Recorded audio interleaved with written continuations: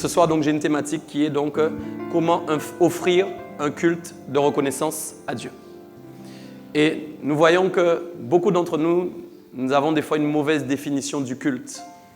Je disais au culte précédent que souvent nous croyons que comme nous sommes là simplement, c'est un culte, hein? C'est un culte ce que nous faisons ce soir. Bien sûr, c'est un culte d'adoration, mais nous devons aller au-delà, c'est-à-dire le culte personnel, c'est-à-dire le culte qui vous connecte à Dieu dans votre intimité, dans votre quotidien, dans votre vie de tous les jours. Et on va se rendre compte que pour offrir un culte de reconnaissance à Dieu, il faut que nous ayons conscience de ce que Dieu nous a donné. Vous savez, quand on reconnaît quelque chose, c'est qu'on a compris, on a pu expérimenter la valeur des choses. Nul ne peut reconnaître ce que tu es en Christ s'il ne voit pas la valeur de Christ en toi. C'est pourquoi chacun d'entre vous, vous pouvez parler de Jésus autour de vous, mais on doit voir en vous que Jésus habite en vous. On doit reconnaître en vous des chrétiens. On doit reconnaître en vous des enfants de Dieu, des élus. Tout le monde dit « je suis chrétien ». Mais ce n'est pas pour autant qu'on reconnaît dans ce tout le monde la présence de Christ. Donc c'est pourquoi pour reconnaître, il faut découvrir. Amen. Donc nous sommes des représentants de Christ. Donc je disais que nous allons voir ce soir justement comment on peut offrir un culte de reconnaissance à Dieu. Et le mot reconnaissance est important parce qu'il définit que nous avons reconnu que Dieu a fait quelque chose. Quand nous parlons d'un culte de reconnaissance, nous parlons en fait d'un service que nous rendons à Dieu où nous précisons dans ce service que nous avons expérimenté quelque chose avec lui. Nous reconnaissons en lui quelque chose que personne d'autre n'a. La question c'est, est-ce que vous tous ici, vous reconnaissez ce que Dieu vous a réellement donné? Est-ce que vous avez vraiment expérimenté la valeur des choses, conscientiser ces choses? Dieu nous a offert un véritable cadeau. Le monde entier pourra vous donner le plus beau cadeau du monde. Il sera toujours incomparable face au cadeau que Dieu vous a donné. Et ce dont je vais vous parler ce soir, c'est ce dont nous nous sommes approchés. Parce que nous nous sommes approchés de quelque chose que d'autres n'ont pas encore approché. Cette chose que nous avons approchée nous a permis d'expérimenter quelque chose que d'autres n'ont pas encore expérimenté. Ce dont je me rapproche, c'est ce que je vais recevoir dans ma vie. Ce qui permet que je m'approche de cette chose, c'est ce qu'elle va me donner dans ma vie. Donc il y a des choses dont nous nous approchons, dont nous ne devons pas nous approcher et qui nous donnent des mauvaises choses. Mais en nous approchant de Dieu, nous avons reçu des bonnes choses dans nos vies. C'est pourquoi tu n'as pas le droit de t'approcher de n'importe quoi et n'importe qui n'a pas le droit de s'approcher de toi. Car tu es le prince de Dieu, tu es la princesse de Dieu et une princesse ne va pas à côté de n'importe qui. Un prince ne va pas à côté de n'importe qui. Ah mes amis. Est-ce que tu m'as compris ce soir? Donc, ce que tu décides d'approcher, c'est la chose que tu décides de recevoir dans ta vie. C'est pourquoi je répète, n'importe qui ne peut pas s'approcher de toi. Et toi-même, tu n'as pas le droit de t'approcher de n'importe qui. Mes amis, la Bible dit que les mauvaises compagnies corrompent les bonnes mœurs. Tu peux avoir des mœurs qui sont vraiment véritablement bonnes. Tu peux avoir de très bonnes dispositions. Tu peux avoir reçu une instruction par tes parents. Tu peux avoir reçu un enseignement. Mais que tu côtoies une seule personne qui vient pourrir l'enseignement que tu as reçu. C'est pourquoi il y a des gens qui sont tordus aujourd'hui alors qu'ils étaient droits. Fais attention des personnes. Ah, mes amis, fais attention. C'est pourquoi, quand nous nous approchons du diable, oui, parce qu'il est possible de s'approcher du diable en faisant ses œuvres, nous lui ressemblons. Mes amis, les fils du diable lui ressemblent. Les fils de Dieu lui ressemblent. La question, c'est qu'est-ce que tu pratiques? C'est pourquoi quand nous parlons de reconnaissance, nous ne pouvons pas entrer dans un culte agréable. Nous ne pouvons pas offrir à Dieu un culte qui soit agréable. Le mot agréable est fort parce qu'il définit en fin de compte que Dieu nous trouve agréable. Mes amis, vous imaginez que Dieu qui est supérieur à vous peut dire qu'un homme sur la terre, lui, il est immensément grand. Nous avons dit ça cette semaine. Les cieux ne peuvent le contenir. Les nuages ne peuvent le contenir. L'univers entier ne peut le contenir. Il a créé toutes choses à partir de ses mains. Et il dit pourtant qu'il s'approche de toi. Mes amis, qui a mérité ça? Je n'ai pas entendu ton amen ce soir, non. Mes amis, qui peut avoir cette pensée que Dieu a décidé que toi là tu te rapproches de lui? Il y a allez en Angleterre maintenant et puis appelez-moi et dites-moi maintenant là ce matin tranquillement je vais voir la reine qui? Oui, tu me dis là, pasteur, je suis en Angleterre, je vais voir la reine Elisabeth là, je vais frapper à la porte, elle va m'ouvrir. Tu peux frapper à la porte de n'importe quel roi, il ne te fera pas entrer. Je te répète, il ne te fera pas entrer. Tu sais pourquoi? Parce qu'il n'a pas reconnu en toi quelque chose qu'il connaît. Ah, l'ADN du roi. Mes amis, mes amis, mes amis. Soit quand Dieu ose dire que nous sommes agréables, moi ça je trouve ça fort. Quand je vois la qualité de ma vie chaque jour, je me dis mais je suis tellement... Mais moi je me considère comme étant désagréable à Dieu. Pourtant Dieu va dire il me trouve agréable. Pourquoi? Parce qu'il arrive à ôter en fin de compte les imperfections, ce qui entachent ma vie. À cause de quoi? À cause de mon cœur qui a décidé réellement de lui être agréable. C'est-à-dire que j'ai reconnu qui il est dans ma vie. J'ai reconnu ses capacités dans ma vie. J'ai reconnu ce qu'il est capable de réaliser dans ma vie. C'est pourquoi je reconnais qu'il peut tout. Mes amis, mes amis. Je vais te parler de ce que tu as reçu ce soir.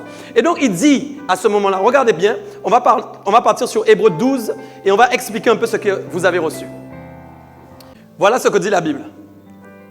Mais vous, vous êtes approchés de la montagne de Sion. Parmi vous là ici, qui peut me dire qu'il a déjà vu la montagne de Sion? S'il te plaît, lève la main ce soir. Qui a déjà vu la montagne de Sion ici?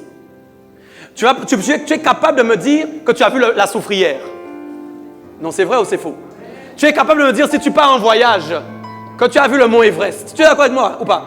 Mais si je te demande maintenant, as-tu vu la montagne de Sion? Qu'est-ce que tu peux me répondre? Je te répète, la montagne de Sion, c'est-à-dire la montagne la plus élevée dans l'univers. Sion veut dire le lieu plus élevé. Le mont Everest a eu plus de 8000 mètres d'altitude.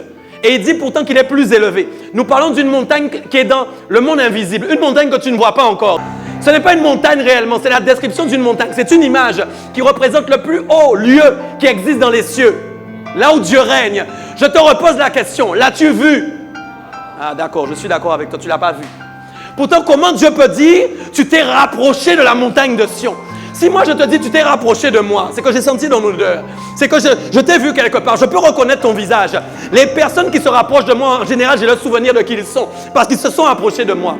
C'est pourquoi je peux parler des choses de Dieu sans dans le monde visible m'être approché de la montagne. Tu sais pourquoi? Parce que spirituellement parlant, Dieu dit que je me suis approché de la montagne de Sion. Quand je m'approche de sa présence, je m'approche de sa montagne. Quand je m'approche de sa présence, je m'approche de sa maison. Quand je m'approche de sa maison, je m'approche de ses biens.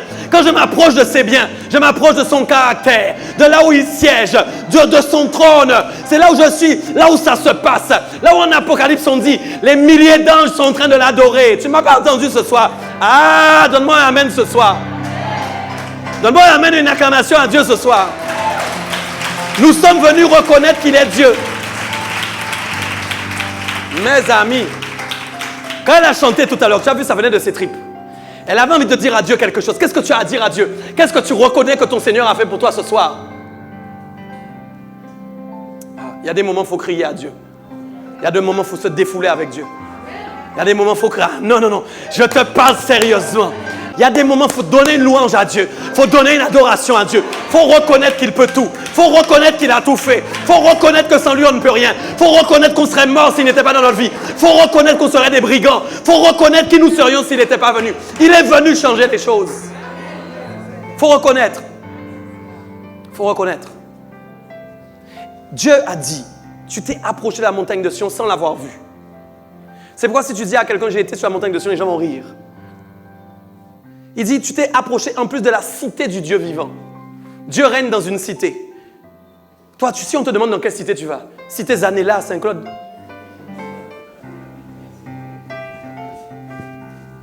Cité Grain d'Or à Basse-Terre. Tu as compris. Mais pendant que toi, tu vas à cité Zanella, toi qui n'as pas la connaissance de Dieu, nous allons dans la cité de Dieu. Tu n'as pas compris. Là, aucune voiture ne peut aller. Mes amis, là où le code de la route n'existe pas. Parce qu'il a dit marcher par l'esprit. Tu es là ou pas? Donc si je marche par l'esprit, je suis guidé par l'esprit. Ah, je suis donc dans le véhicule de la foi. Il me conduit en tant que voyageur. Ah, mes amis, mes amis. Ah, wouh! Je sais qui je sers. Je sais qui je sers. Waouh. Tu es là. Il dit donc, tu t'es approché de la montagne de Sion, tu t'es approché de la cité du Dieu vivant, tu t'es approché de la Jérusalem céleste, mes amis. Ce n'est pas la Jérusalem sur la terre, non. Céleste, dans le ciel. Tu t'es approché d'une ville qui est dans le ciel. Vous savez que le mot rapprocher est fort dans ce texte. Il est très profond. On lit ça comme ça, mais c'est très profond. Tu t'es rapproché. Waouh. Tu sais, un peu comme quand un avion en approche, tu sais, et qu'on commence à voir, mes amis, c'est pas fini. Il dit encore, il dit, tu t'es rapproché, écoutez de quoi? Des myriades qui forment le cœur des anges. C'est pourquoi quand nous adorons, il y a des milliers d'anges qui nous accompagnent. Vous ne les voyez pas, mais ils sont là. Si du moins votre louange monte, il y a une connexion, myriade qui veut dire des milliers de milliers, d'anges qui forment un chœur, c'est-à-dire une chorale. C'est pourquoi des fois on peut adorer Dieu, on peut entendre une autre... Ça vous est jamais arrivé? Vous entendez un autre chant, d'autres voix, mes amis, vous entendez d'autres voix. Vous dites, mais comment, ils sont plus nombreux aujourd'hui ou quoi? Mais quand vous regardez, ils sont toujours 4, 3. Mais pourtant, vous entendez. Que ton oreille ait la sensibilité spirituelle au nom de Jésus pour entendre les choses. C'est pas fini. J'arrive avec toi. Tu es là ou pas? Il dit maintenant, tu t'es rapproché d'autres choses qui commencent à m'intéresser vraiment au verset 23. Tu t'es rapproché de l'assemblée des premiers-nés inscrits dans les cieux. L'assemblée des premiers-nés. Ce n'est pas l'assemblée de l'Église. L'assemblée des... C'est pourquoi, en fin de compte, tu n'es pas un dernier-né, mais tu es un premier-né. Pourquoi? Parce qu'il dit qu'il y a un registre des cieux qui est sur lequel est écrit registre des premiers. Waouh, waouh, waouh. Et je disais tout à l'heure au premier culte, c'est pourquoi même si sur la terre on considère que tu es dernier, sache que dans le ciel tu es premier. Ah, mes amis, si ton nom est inscrit dans le livre des cieux là, dont on parle, le registre, la Bible dit que tu es un premier-né. Mes amis, on dit qu'avant Dieu il n'y avait personne. C'est ça, non? Mais s'il dit que tu es premier-né, avant toi il y avait qui? Mes amis, les premiers ont des privilèges que les derniers n'ont pas. C'est pourquoi il faut accepter d'être le dernier sur terre, parce que les privilèges du ciel rattachés aux premiers qui seront dans le ciel n'ont rien à voir avec les privilèges qu'il y a sur la terre. Tu peux être le premier sur la terre, mais le dernier dans le ciel. C'est pourquoi ne soyez jamais dans la compétition à être toujours les premiers. C'est pourquoi les choses spirituelles ne doivent jamais... La compétition ne doit jamais accaparer les choses spirituelles de Dieu. Mes amis, c'est très sérieux. Vous êtes dans une course au salut, pas une course contre les gens. Ah, mes amis, vous êtes dans une course. Souvent même, des fois, là, on est là, les gens peuvent être dans une course. Qui a évangélisé le plus? Qui a prêché le plus? Qui a fait ça? Lequel prêche mieux? Lequel... déjà à l'époque, il y avait un combat. Je suis de Paul, je suis de... mais écoute, je suis d'Apollos. Tu es là ou pas? Tu es là ou pas? Paul a dit, nous sommes les derniers des rebuts. Tu es pas... Mes amis, la poussière, les balayures, voilà ce qui est le dernier. Pourtant, quand on voit qui il est, on voit qu'il est le premier. Mes amis, tu n'as pas compris. C'est pourquoi ton statut sur la terre n'a rien à voir avec ton statut dans le ciel. Ah! Ton statut sur la terre n'a rien à voir avec ton statut dans le ciel.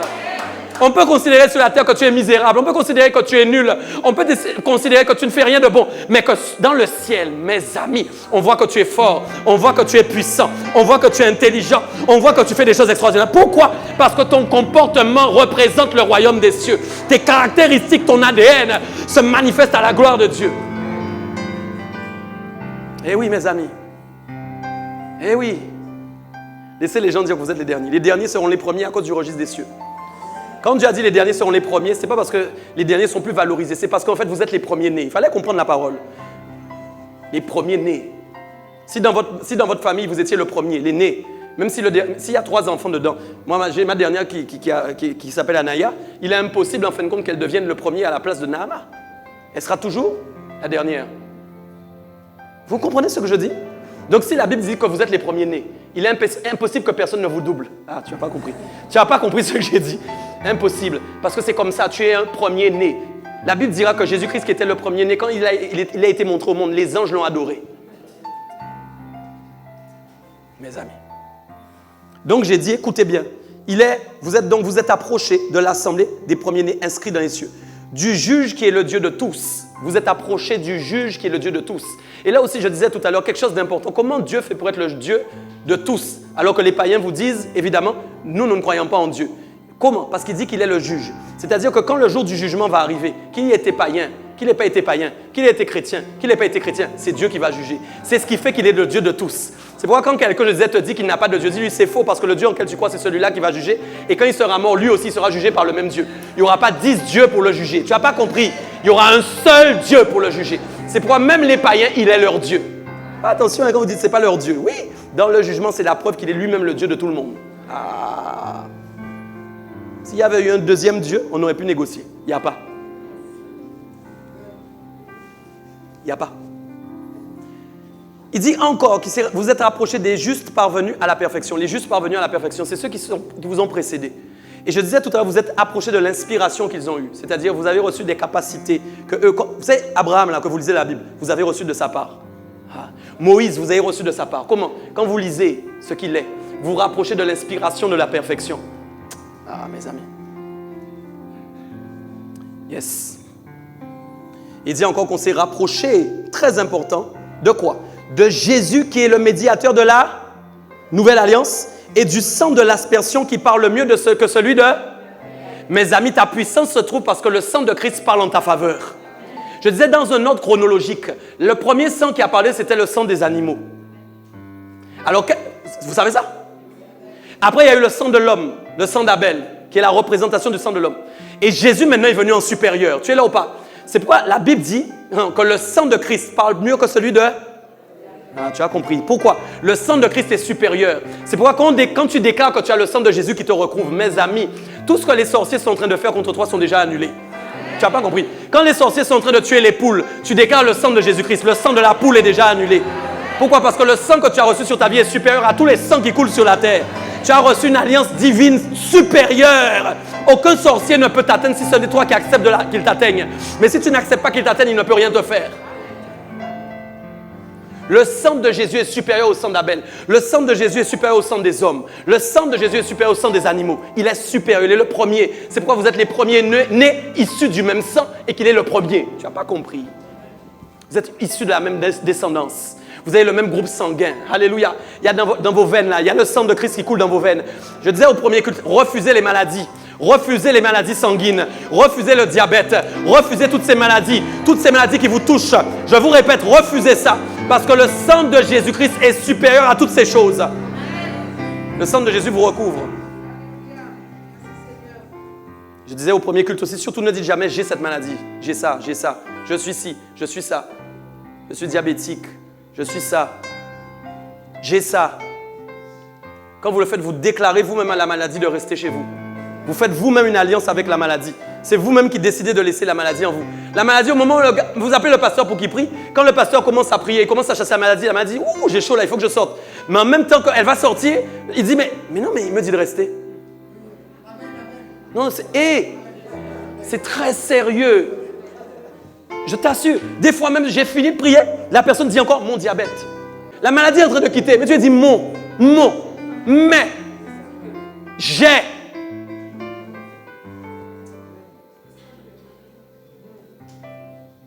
Il en sera fait selon ta foi. Donc quand tu dis « j'ai », c'est ta foi. Quand tu dis « mon », c'est ta foi. Je t'assure que c'est ta foi. Tu as la foi que c'est ton. Tu as la foi que c'est « mais ». Pourquoi il va partir? Tout le monde peut prier pour toi. Pourquoi il va partir? Il dit encore « Non, je suis déjà arrivé au sang. Amen. Je veux aller plus loin. Alléluia. Et je veux aller à ce que tu as reçu qui est inébranlable. Et pour ça, on va prendre Hébreux 12, versets 26 à 29. Hébreux 12, versets 26 à 29. J'aimerais te dire que tu as reçu quelque chose qui est inébranlable. Et ça, c'est très important et très puissant. Est-ce que vous croyez que le royaume de Dieu est cassable? Vous êtes en train de chercher dans vos Bibles. Je vous parle, on va regarder tout à l'heure. Je répète, est-ce que vous croyez que le royaume des cieux est cassable? Il est incassable. Est-ce que vous croyez que le royaume des cieux est brisé? On peut le briser. Il est imbrisable. On ne peut pas le détruire. Mes amis, attendez. Et oui, indestructible, c'est bien aussi. Mais est-ce que tu es... Non, mais tu ne me parles pas. Est-ce que tu es d'accord avec ça? Même si on utilise la plus grande puissance nucléaire maintenant, on ne peut pas détruire le royaume des cieux. D'ailleurs, aucune bombe ne peut entrer dans le royaume des cieux. Ils ne vont pas trouver la porte d'entrée. Ils ne vont même pas trouver la porte d'entrée. Donc le royaume que tu as reçu, la question que je me demande, c'est si tu sais qu'est-ce que tu as reçu. J'ai reçu, mais je suis tout le temps fâché. Ah, tu n'as pas compris. J'ai reçu, mais je suis tout le temps couché. Je veux bien que tu te couches, mais quand est-ce que tu es debout? Tu as reçu quelque chose d'incassable. Comment toi tu es cassé? Ah! Ils ont fait des choses, ils m'ont cassé. Ils ont fait des choses, ils m'ont brisé. Il y a un pasteur qui disait, il n'y a pas longtemps, j'écoutais ça, il disait, mais où est-ce que les gens ont pris ce mot « je suis brisé » ? Il disait, montrez-moi, et je ne parle pas de n'importe qui, c'est un docteur. Il dit, mais montrez-moi dans la Bible, où est-ce qu'on a dit que Dieu a brisé des gens? C'est choquant, hein? Peut-être que vous n'allez pas croire à ça. Hein. Cherchez dans la Bible. Moi, j'ai parcouru aussi. Cherchez, vous allez voir. Dieu modèle les gens. Il les sculpte. Il les transforme. Il les modèle. Mais s'il te brise, je ne sais pas quelle pelle dans le royaume que tu vas aller chercher. Je ne sais pas. Vous voyez, les mots ont une importance. Hein? Je vous assure, cherchez un verset qui dit « Dieu les a brisés ». Briser, c'est quand c'est de la poussière, c'est fini. Hein?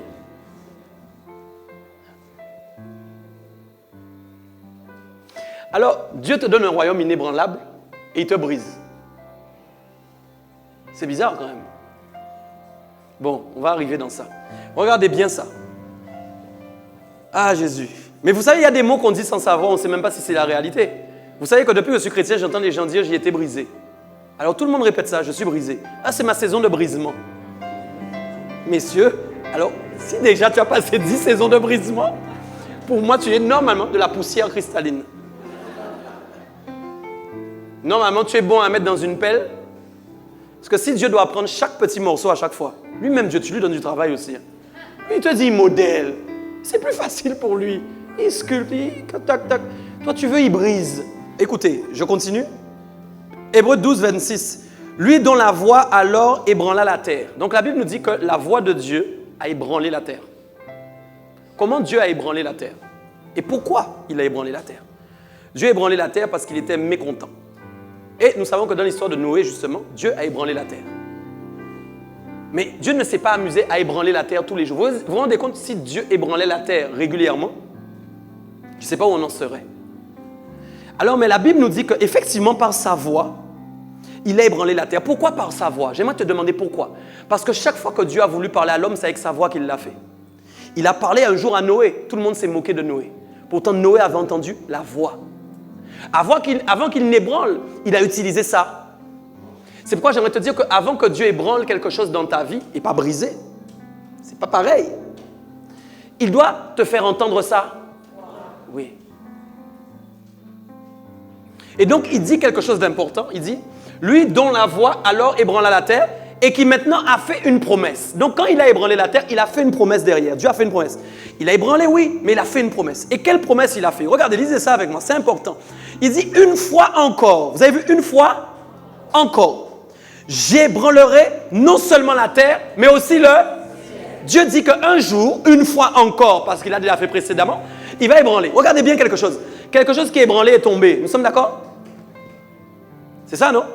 Et qu'est-ce qui se passe? On ramasse ce qui s'est ébranlé, Mais il dit que cette chose va être encore ébranlée. Pourquoi? Parce qu'à la base, ses fondations sont ébranlables. Ah, écoute. Viens demain et dis-moi que tu vas à Tokyo. Vous avez déjà vu Tokyo, tous les gratte-ciel? Dis-moi, pasteur, je vais donner un coup de poing, ça va s'ébranler, tous les gratte-ciel là. Je te laisse aller seul. Parce que c'est ta main qui va s'ébranler. Non, mais est-ce que tu suis ce que je suis en train de dire? Pourquoi d'après vous? Parce que les gratte-ciel sont... Mais dites, mais quoi? On dirait que vous avez dit peur de... Ils sont quoi? Ils sont inébranlables. Mais évidemment, dans la vérité, ils peuvent être ébranlés par une bombe, par une explosion. Mais j'ai pris l'exemple de si toi, tu viens. Aucun homme sur terre, avec un coup de poing, ne va faire tomber un gratte-ciel. Pourquoi? Parce que face à l'homme, ils sont... Donc, ils sont inébranlables. OK? Donc maintenant, mais si je te dis maintenant, OK? J'ai fait en fin de compte une petite cabane en carton. Viens dans mon jardin, ébranle-la avec ta main. Tu pourras ou pas? Pourquoi? Parce qu'elle est... Bon, d'accord. Donc Dieu est capable d'ébranler ce qui est... Mais dans l'esprit de Dieu, il ne veut pas en réalité détruire. Écoute ce que je dis. Ah, c'est important. C'est pourquoi Dieu a ébranlé, mais il n'a pas totalement détruit. Pourquoi, d'après vous? Parce que Dieu aime ce qu'il a fait. Bon, je vais vous donner un exemple pour qu'on soit ensemble. Je ne sais pas si vous avez... Moi, je n'ai pas de patience avec les jeux où il faut monter des choses là. Dès qu'une petite pièce tombait et qu'il fallait recommencer, eh, bon Dieu.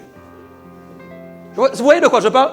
D'espèces de jouets, tu dois monter les trucs là, tu sais, avec des petites pièces. Et puis, dès qu'il y a une pièce qui tombe, c'est ébranlé. Il te faut... On est ensemble. Mais je recommence pourquoi? Parce que j'ai acheté cette chose et qu'elle est à moi. Donc, je n'ai pas envie de la... OK. Donc quand Dieu regarde à sa création, il vous regarde vous. Il n'a pas envie de vous? Voilà. Il a envie de vous? Ok, amen. Donc c'est pourquoi il dit que comme l'homme est ébranlable, parce que oui, nous sommes ébranlables, effectivement. Pourquoi? Parce que nous ne sommes pas encore entrés dans notre dimension céleste. Parce que mes amis, quand je vais commencer à revêtir le corps céleste, j'ai déjà parlé à Dieu, il faut qu'on me reconnaisse là-haut. Mes amis, qui trouvent une cape ou quelque chose? Oui. Non. Il faut qu'on sache que c'est moi qui suis là. Tu dois me reconnaître. Tu dois me reconnaître. Tu dis, punaise, il est là. C'est sérieux? Donc, écoute. Mais actuellement, là, je suis ébranlable. Parce que je suis un homme. Je suis dans un corps terrestre. Pas céleste. On est d'accord? Mais Dieu dit une chose. Regardez bien. Il fait une promesse. Une fois encore, j'ébranlerai non seulement la terre et le ciel. Oui, c'est vrai. Parce que la terre est ébranlable, le ciel est ébranlable. Mais la suite. Ces mots, une fois encore, indiquent le changement des choses ébranlées. C'est important. Ces mots indiquent, il y a une indication. C'est-à-dire, il y a une explication. Il nous explique en fait que les choses qui ont été ébranlées, je veux dire les choses qui peuvent tomber, elles ont été faites pour quoi? Lis ça avec moi, il y a une révélation. Pour combien de temps?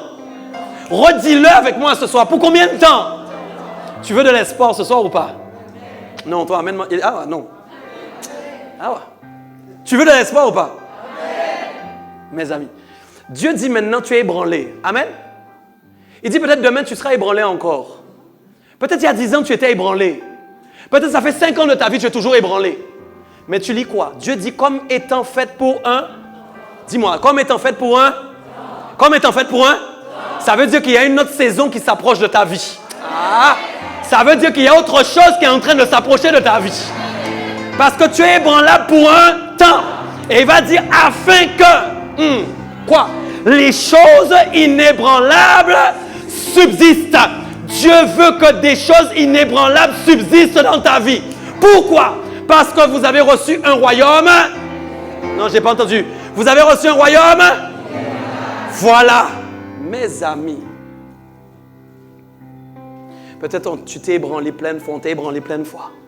Tu es tombé plein de fois. Et même tu as dit, je ne vais jamais me relever. Mais c'est faux. Pourquoi? Parce que dans ton ADN, tu as reçu quelque chose que les autres n'ont pas reçu. Ah! Écoute-moi bien. Il dit verset 28. Mets ça pour moi. C'est pourquoi. Lis ça avec moi, s'il te plaît. Recevant un royaume inébranlable. Qu'est-ce que tu lis après? Montrons notre reconnaissance en rendant à Dieu un culte qui lui soit agréable avec piété et avec crainte. J'arrive. Mes amis, tu dois comprendre pourquoi Dieu a décidé de te donner son royaume. Non, mais vous vous rendez compte? C'est comme si la reine Élisabeth maintenant t'appelle, te dit, hé Michael, je te donne mon château. Je te donne ma cité. Tu es là-bas. Il t'appelle et te dit, je te donne, tiens. Tu sais qu'est-ce que tu vas faire? Ah, je sais, la première chose, tu me dis, pasteur, désolé, je ne peux plus continuer en Guadeloupe le ministère. J'ai un appel ailleurs maintenant. Et qu'est-ce que tu vas faire? Tu vas t'asseoir. Tu sais ça? Tu sais pourquoi? Parce que la première chose que tu auras besoin de faire, c'est de reconnaître les lieux. Dis avec moi reconnaissance. Dis avec moi reconnaissance. D'accord. Ici, là, il est écrit, nous avons reçu un royaume inébranlable. Oh, je parle à quelqu'un. Dieu n'a même pas dit, tu as reçu un ange que j'ai envoyé. Non, Dieu a dit, tu as reçu quoi? Mes amis. Tu as reçu les gardes du corps. Tu as reçu la chaise, le siège. Tu as reçu, mais non, tu as reçu l'armée d'anges. Non, c'est sérieux ce que je suis en train de dire. Tu as reçu l'or, tout. Mes amis. Donc, il dit précisément, le royaume que tu as reçu est inébranlable. Ça veut dire qu'il subsistera à toujours. Ça veut dire qu'il y a en toi quelque chose qui peut subsister jusqu'à la fin. C'est pourquoi quand j'ai dit tout à l'heure que vous vous êtes ébranlé plusieurs fois, Dieu est en train de disposer maintenant une nouvelle saison, il va mettre des choses inébranlables qui vont subsister jusqu'à la fin. C'est pourquoi il y a des choses dans vos vies qui n'arrivent pas à se manifester tout de suite parce qu'il faut qu'il y ait des choses qui soient ébranlées pendant une saison, pour un temps, pour que des choses inébranlables s'installent dans vos vies et qu'elles subsistent jusqu'à toujours. Car Dieu ne veut pas que tu aies la foi pour un temps, mais il veut que tu aies la foi pour toujours. Dieu ne veut pas que... Mes amis, Dieu ne veut pas que tu marches dans la vérité pour un temps, mais pour toujours. C'est pourquoi il y a des choses qui t'ont ébranlé dans ton quotidien, parce qu'il fallait que Dieu mette la substance de son royaume inébranlable en toi. Mes amis, on ne peut pas recevoir un royaume comme ça. Et donc j'ai dit, regardez bien, j'ai dit tout d'abord, la première chose que tu fais quand tu es dans le royaume, c'est que tu vas faire une prise de Tu reconnais les lieux. Tu es là ou pas? Pourquoi? Tu ne sais pas en fait où est la chambre. Tu ne sais pas. Tu fais une prise de connaissance. C'est pourquoi il dit, nous devons montrer notre reconnaissance en grec ne veut pas dire reconnaissance. Reconnaissance en grec veut dire en fin de compte reconnaître la grâce. C'est-à-dire être attaché à la grâce. Ce n'est pas tout à fait le même sens. C'est pourquoi il faut toujours revenir. Ça veut dire qu'en fait, il est en train de dire, je dois montrer que je suis attaché à la grâce qui m'a été faite. Et c'est ce que j'expliquais. Souvent les gens disent, ah c'est la grâce. Ah c'est la grâce. J'ai un malheur, c'est la grâce. C'est la grâce de Dieu qui m'a sauvé. Ils disent ça comme ça, sans comprendre c'est quoi la grâce. Mais la grâce c'est quoi? C'est la compréhension du royaume que j'ai reçu dans ma vie. Écoute-moi bien, c'est la reconnaissance des lieux que j'ai faits. Quand je commence à reconnaître les lieux, je commence à savoir où est la chambre, je commence à savoir où est la cuisine, je commence à savoir où est la voiture, commence à savoir qui est à ma disposition pour m'aider. Tu es là ou pas? Qui dans la maison de la reine Elisabeth va me conduire? Qui est mon chauffeur? Quelles sont mes voitures? Je parle à quelqu'un. Donc quand il dit j'ai reçu, je dois reconnaître la grâce qui m'a été faite. Quand je commence à reconnaître la grâce qui m'a été faite, je commence à calculer le royaume qui m'a été donné. Mes amis, et quand je commence à reconnaître ça, je suis attaché à la grâce qui m'est faite. Ce qui fait que je suis poussé à faire quoi? Je pose la question. Je suis poussé à faire quoi? Et non, vous ne parlez pas. Je suis poussé à faire quoi? Mes amis, la première chose que vous allez faire, vous allez publier un grand... Vous allez dire, bon, appelle TF1, appelle M6, appelle Canal. Maintenant, dis-leur de venir. Je dois faire une publication, tout le monde, devant tout le monde. La reine Elisabeth m'a donné, ma reine, je vous remercie. Je vous remercie. Je ne sais pas quoi dire. Vous êtes incroyable, ma reine. Vous êtes incroyable. Et la louange commence. La louange commence. Après, il commence à se rapprocher de l'adoration. C'est la reine la plus grande qu'il y a sur la terre. Jamais vu une reine comme ça. Tu es là, tu n'es pas là. Il commence à s'approcher de l'adoration. Tu es là ou pas? Et la reine commence à écouter maintenant. Et quand la reine maintenant commence à écouter, il dit, ah mais lui il est pas mal. Hein. J'ai bien fait en fait de lui donner. J'ai bien fait de ne pas donner à mes enfants, de lui donner à lui plutôt. Parce que mes enfants ne reconnaissaient rien. Mais lui là, il commence à reconnaître vraiment tout ce que je lui ai donné. C'est pourquoi tout enfant n'est pas enfant. Il y a les adoptés et il y a... Bon bref, je ne dis pas. Mes amis, tu dois commencer à connaître, reconnaître. Et c'est ce qui dit qu'on est obligé de lui rendre à ce moment-là un culte qui va être comment? Agréable. Pourquoi? Parce que je deviens agréable à Dieu à partir du moment où je suis capable de reconnaître ce qu'il m'a donné. Il est impossible de rendre un culte agréable à Dieu quand on ne reconnaît pas ce qu'il a donné. Vous-même, vous ne direz jamais le merci qui correspond au cadeau qu'on vous a offert si vous n'avez pas reconnu le cadeau qui vous a été offert.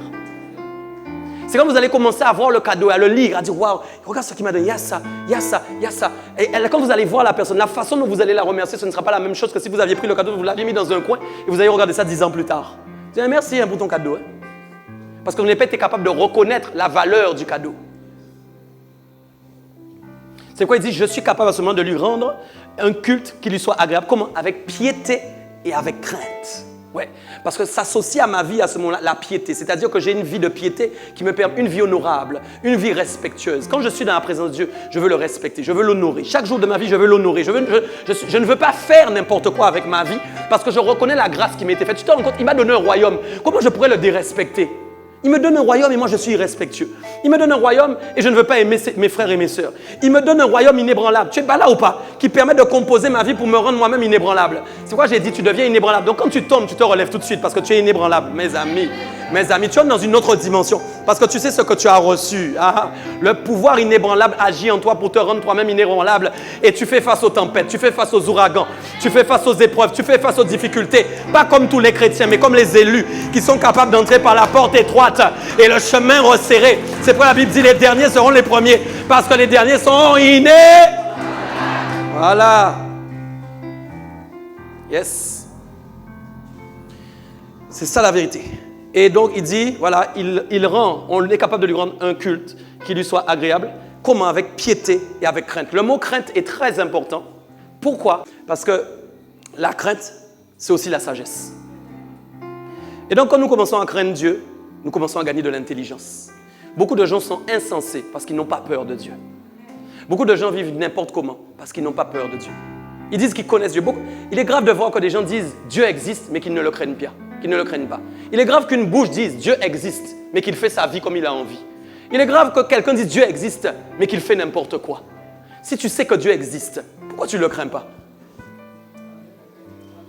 Alors tu sais que Dieu existe, mais tu ne le crains pas, c'est quand même bizarre. C'est comme si en fait maintenant je te dis que, je ne sais pas, il y a un terroriste qui arrive là, et tu dis je sais qu'il arrive, et tu es là. C'est bizarre quand même. Moi si je sais qu'il arrive, je vais me cacher. Quoi? Attention à ne pas être trop spirituel. Hein? Quand il va arriver devant moi, il va avoir un feu dévorant. Si je peux fuir, moi je vais fuir en tout cas. Donc si Dieu m'empêche de fuir, je serai un feu dévorant. Les gars dans la marmite là, on leur a imposé ça. Tu crois que s'ils pouvaient fuir, ils n'auraient pas fui? Tu crois qu'ils sont arrivés? Mettez-nous au feu là. Ils ne savaient même pas ce qui allait leur arriver. Ils ont eux-mêmes été surpris qu'il y avait un troisième homme avec eux là. Bon, attends, mais non, arrête. Je suis spirituel. Moi, tout peut venir devant moi. Hein. Parfois la fuite c'est bien aussi. Mon ami. Mais Joseph a fui, puis on fuit. Les gars ont couru. Quoi, tu crois que la Bible, c'est seulement, ils sont restés là debout et puis tu crois qu'il y avait partout des Samsons et des... Non, il y en a eu un Samson. Lui, là, il était spécial. Hein? Acclame Dieu si tu es avec moi.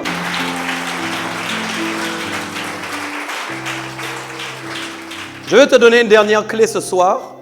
Il y a quelque chose qui est important aussi. Je veux te donner une assurance que Dieu veut te donner ce soir. Nous avons parlé de ce que nous avons reçu, un royaume inébranlable, oui. De comment Dieu lui-même veut nous faire passer dans une autre saison pour que nous-mêmes nous soyons inébranlables.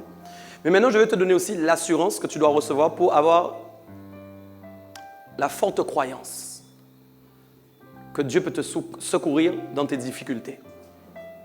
Quand Dieu dit qu'il nous a donné un royaume inébranlable, regardez bien quelque chose. Je ne peux pas dire que j'ai donné à quelqu'un un royaume inébranlable sans service de secours.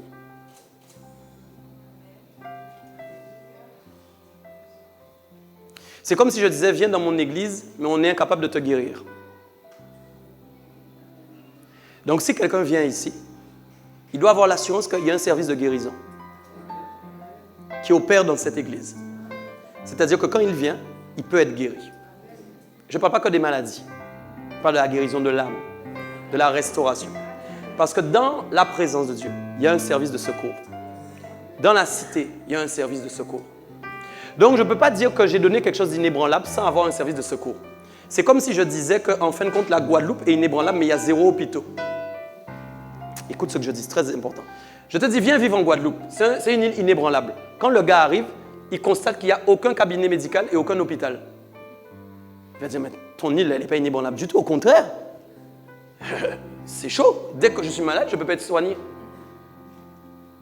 Mais à cause du service de secours qui existe, les hôpitaux, les médecins, etc., je peux agir dans ce domaine. C'est pourquoi, quand je dis, en fait, je parle de ton secours, c'est-à-dire je parle de tes besoins. Et c'est pourquoi, quand Dieu dit qu'il nous donne un royaume inébranlable, il peut se permettre de dire que c'est inébranlable. Pourquoi? Parce qu'il y a un service de secours dans ce royaume. C'est pourquoi la Bible dit maintenant, regardez bien ça, dans Hébreux 4,16. Approche-toi donc avec de l'assurance. L'assurance a deux sens. Approchons-nous. Vous avez vu quel mot qui est utilisé au départ encore? Tu as vu? Approcher. Ce qu'on disait tout à l'heure, que nous nous sommes approchés de la Nouvelle Jérusalem. Nous sommes approchés de la cité. Nous sommes approchés de Dieu qui juge. Vous vous rappelez? Nous sommes approchés de Jésus-Christ, qui est le médiateur d'une... Voilà. Nous sommes approchés, etc. Tu es d'accord?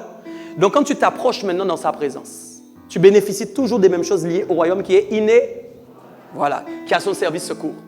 Donc forcément, ça fait quoi en toi? Ça te donne une assurance que les autres n'ont pas. Ah, je ne sais pas. Quand en fin de compte, quelqu'un est désespéré dans le monde, pourquoi il va t'appeler toi? Parce qu'il a entendu dire que quand les gens te parlent, ils sont guéris.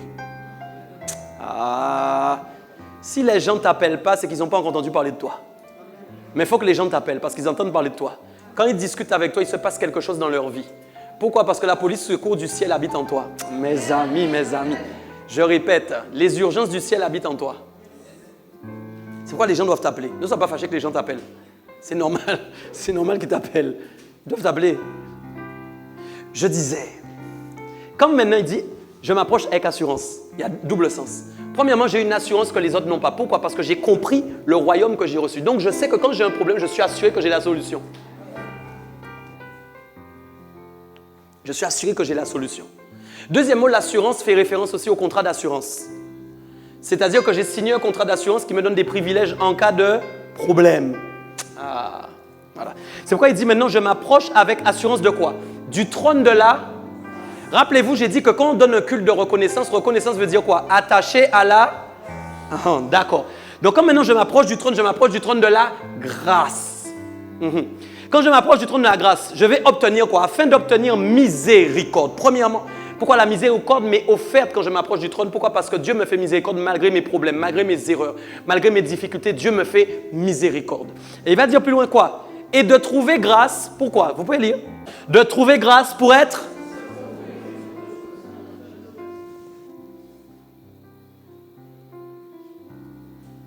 Dis avec moi révélation. Mes amis, que ta vie change ce soir. Tu te lèves. Pasteur, j'ai plus de solution. Je n'ai plus de solution. Et moi, je dois te répondre. Nous n'avons pas reçu le même royaume. Bon, toi. Je ne suis pas en train de te dire que tu ne pourras pas me dire ça un jour. Ce n'est pas ça le problème. Dieu parle tantôt d'une manière, tantôt d'une autre, pour que tu apprennes. Je n'ai pas de solution. Je dois te répondre. Nous n'avons pas. Alors toi, tu n'as pas les solutions et moi, je dois les avoir. Mais tu es bien tranquille quand même, toi. Alors toi, tu n'as pas et moi, je dois avoir. Nous avons le même esprit. Ce n'est pas apôtre qui fait que j'ai un royaume différent. Il n'y a pas le royaume des apôtres. Il n'y a pas... Il n'y a pas le royaume des prophètes. Il n'y a pas le royaume des pasteurs. Il n'y a pas le royaume des diacres. Il n'y a pas. Pas le royaume. Il n'y a pas. Il y a un royaume inébranlable. Que tous nous avons reçu. Amen. Que apôtres. C'est le même. C'est la même chose. Parce que moi aussi, je viens aussi, moi aussi, pour être secouru. Tu sais ça? Moi aussi. Moi aussi, je viens. Alors, il dit maintenant, pour être secouru dans quoi? Dans tes besoins. C'est pourquoi je vais t'expliquer beaucoup d'enfants de Dieu, beaucoup de fils et de filles de Dieu. Lisent la Bible mais n'y croient pas. Je vais te choquer. Beaucoup de gens ici, vous pouvez être là, vous lisez la Bible mais vous ne croyez pas. Je te donne un exemple. Tu lis que si tu t'occupes des choses du royaume des cieux, Dieu s'occupe des tiennes. Et tu te lèves le matin, tu vois que tu as des problèmes. Il dit, mais Seigneur, je m'occupe de tes affaires. Tu prends... Mais pourquoi? Il y a peut-être quelque chose que tu n'as pas encore compris. Dieu n'est pas ta machine de casino. Dieu n'est pas un distributeur de café. Dieu n'est pas une machine de boisson. J'ai tel besoin, clique, pièce, donne-moi. Tu as dit, je m'occupe. Et puis surtout, tu dis, tu sors ton CV. Hein? Je suis à l'église le lundi, le mardi, je souffre. Et écoute-moi, je fais le ménage. Et tu m'as dit de m'occuper des affaires du royaume. Je m'occupe des affaires du royaume. Donc je dois être béni. Non, mais... Et toi, tu mets le jeton. J'ai fait le ménage, clac. Tu mets le jeton. J'ai fait la louange, clac. J'ai fait l'intercession, clac. Et ça doit tomber. Non, c'est pas comme ça. Il y a une compréhension des choses. Il dit quoi? C'est quand, en fin de compte, je m'approche avec assurance du trône de la grâce. C'est-à-dire que je me suis attaché à la grâce qui m'a été faite. Autrement dit, je sais que le royaume que j'ai reçu est inébranlable. Donc, je sais que comme il est inébranlable, dans ce royaume, il y a une police secours. Écoute-moi bien. La chose qu'il y a, c'est que quand j'appelle police secours, il faut que je compose le numéro. Deuxièmement, il faut que ça a des... Non, vous n'êtes plus là. Il faut que ça... Troisièmement, il faut qu'on écoute mon... Quatrièmement, il faut qu'on estime ma situation ou demande. Oui, tu es là ou pas? Amen, maman, shakadaga. Et ainsi de suite, jusqu'à ce qu'on vienne te chercher, qu'on t'emmène et qu'on te fasse des soins. Mais pourquoi tu as été? Parce que tu savais qu'ils allaient pouvoir t'aider. C'est ça. Alors quand je m'attache à la grâce, je sais que d'abord je dois composer le numéro de téléphone du royaume des cieux. Alléluia. Tout royaume inébranlable, j'ai été reçu dans ma vie tel jour. Ça, c'est la première chose. Quand Dieu commence à décrocher, ça ne veut pas dire que la solution va arriver tout de suite. Mais je sais qu'elle va arriver. Pourquoi? Parce que Dieu travaille ma patience. Et que Dieu a besoin de voir réellement si je suis un fils de Dieu ou si je le côtoie en fonction de ce qu'il a à me donner. Ah, je ne le côtoie pas en fonction de ce qu'il me donne, mais je le côtoie en fonction de ce qu'il a fait pour moi dans ma vie. Parce que je réalise qu'il a envoyé son fils à la croix afin que je sois sauvé et afin que je demeure éternellement dans ma destinée. C'est pourquoi je ne suis pas pressé, je ne le bouscule pas. J'ai de l'assurance parce que j'ai une police d'assurance qui parle en ma faveur. Donc forcément, il faut que le sinistre soit déclaré. Il faut qu'on ait constaté les dégâts. Hein? Il faut qu'on m'envoie à la peinture. Hein? Mes amis, les gens viennent, ils ont déposé la voiture le lundi. Le lundi à 8h et à 9h, ils viennent voir le gars. Mon gars, la voiture n'est pas encore réparée. Le gars, écoute, je te rends tes clés. Va voir un autre carrossier. Ils viennent, ils prient jamais.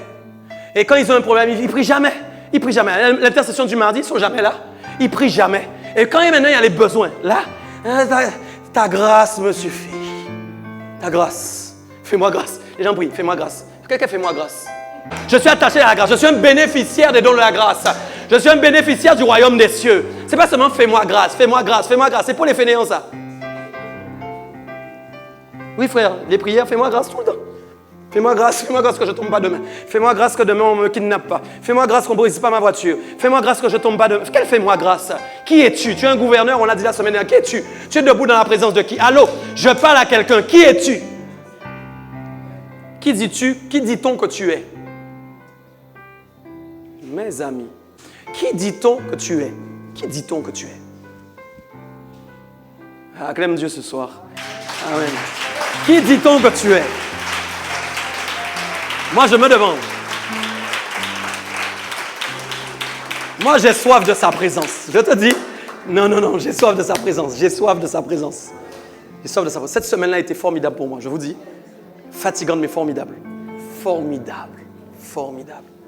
Je loue le Seigneur pour sa présence. Elle n'a pas été formidable parce que je t'ai vu. Hein. Elle n'a pas été formidable parce que je t'ai fait du bien. Elle a été formidable parce que j'ai senti sa présence. Beaucoup de fois. Plusieurs fois.